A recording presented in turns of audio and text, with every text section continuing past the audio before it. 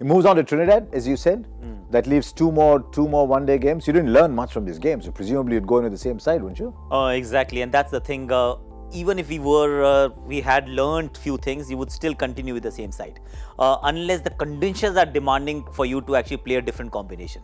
That's the beauty of a 3-match series, whether it's T20 or ODI. The first team that you pick, you've got to stick with that team for a little while before making changes, unless there is an injury or of course it's forced because of the conditions. So Kedar Jadhav, Shreyas Iyer, they got this opportunity, but they haven't really had a hit with the bat.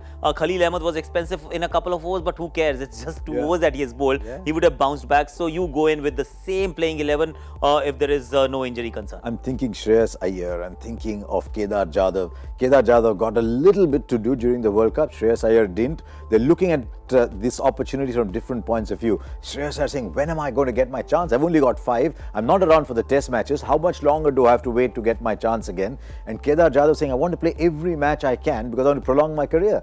Absolutely. So for people like those, it's frustrating. Every opportunity matters, with that regard. And usually you've seen once the big one is over, the World Cup, you've seen that teams go through a slight transition phase as well, So where that becomes a important phase for many cricketers to make sure you again restart and in a way cement your place.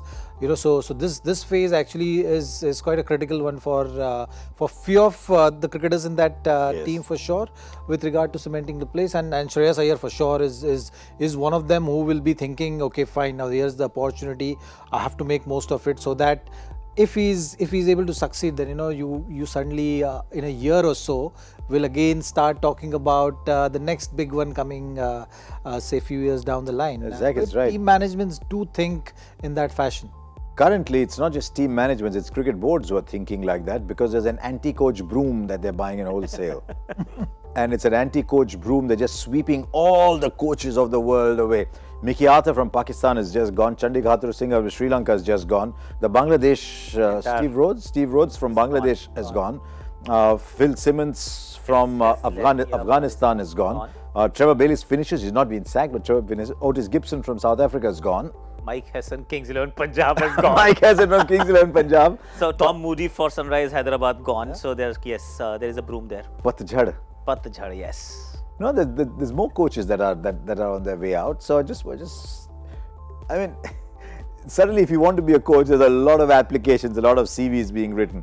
Now the West Indies themselves. Who's coach of the West Indies? No? Maybe he's on his way out as well, because there's changes happening in West Indies cricket wholesale too. So that's where we are. We now move to Port of Spain. The West Indies, just like in India, you had such little cricket being played that I don't see too many changes happening, because the West Indies had already budgeted for 2 spinners. Sometimes at Port of Spain you get slowish tracks, you want a little bit of spin, but the West Indies have already budgeted for 2 spinners, so I think they'll play the same side again. I think so too. Yeah. And particularly when the game is not being played, on what basis you're actually going to make those changes, unless it's a green top or a rank turner, that's the extreme you're talking about. If you're not going to get any extreme conditions, then those tactical changes will not happen. They'll continue with both the teams will continue with the same playing 11. Yeah, Floyd Reefer is of course the coach of the West Indies, but he hasn't been coach for too long either, and you don't know how long he will be coach. So and remember, of course, the Indian team coach, there's interviews that will be happening middle of the month. Ravi Shastri gets an automatic entry into the selection process. There have been 3 or 4 others. So there's India looking at potentially a different coach, or maybe just continuing with the same one. So there you are. That's what we had today. Not much to report on, sadly. 13 overs.